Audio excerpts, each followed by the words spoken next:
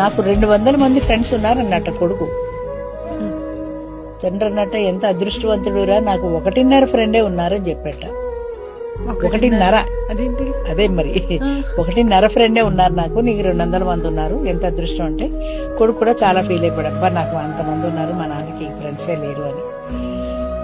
సరే అప్పుడు తండ్రి అన్నట్ట, అయితే నేను ఒక పని చేస్తాను, నేను చెప్పినట్టు నువ్వు చెయ్యి, ఒక పందిని చంపేసి మూట కట్టేసి ఆ మూట తీసుకుని నీ ఫ్రెండ్ ఇంటికి వెళ్ళి, నేను ఒక మనిషిని హత్య చేశాను, ఇదిగో మూటలో పట్టుకొచ్చాను, తిరుగుతున్నాను, పోలీసులు నా వెంట పడుతున్నారు, నాకు ఆశ్రయం అని అడుగుతున్నాను అన్నాడు. సరే వీడు పందిని చంపేశాడు, మూట కట్టేసి తీసుకెళ్లాడు. వాడిని అడిగాడు, నువ్వు అక్కడే నిలబడి లోపల రాకని వాడు బయటికి ఇంటికి తలిపేసుకున్నాడు. ఫ్రెండ్ ప్రజెంట్ ఫ్రెండ్ అలా 200 ఇళ్ళు తిరిగాడు, 200 మంది ఇళ్ళు బయటకు పంపేశారు వాడిని.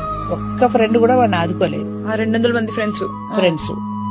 అప్పుడు తండ్రినట, నా 1.5 ఫ్రెండ్ లో ఆ అర ఫ్రెండ్ ఇంటికి వెళ్ళు, నేను అడ్రస్ ఇస్తాను, పలానా ఆయన కొడుకునే అని చెప్పు అన్నాడు.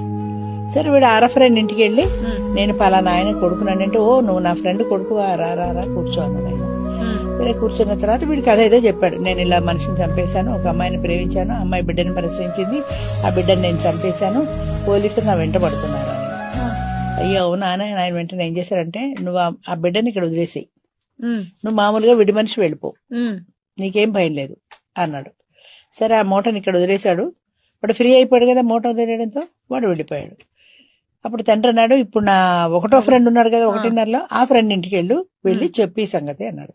సరే వాడు అక్కడికి వెళ్ళి, నేను పలానా రామారావు గారు అబ్బాయినండి, నేను ఇలాగ ఒక బిడ్డని చంపేశాను, అర ఫ్రెండ్ ఇంటికి వెళ్ళి అర ఫ్రెండ్ ఇంట్లో మూట కట్టి పెట్టాను, నన్ను మా నాన్న ఇంటికి వెళ్ళమన్నాడు, మీ దగ్గరికి వచ్చాను, ఇప్పుడు నేను ఏం చేయాలి అన్నాడు.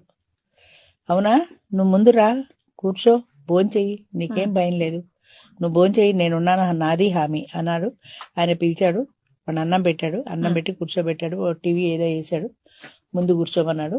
ఇలాగా పోలీసులు వచ్చారు నిన్ను పట్టుకోవడానికి.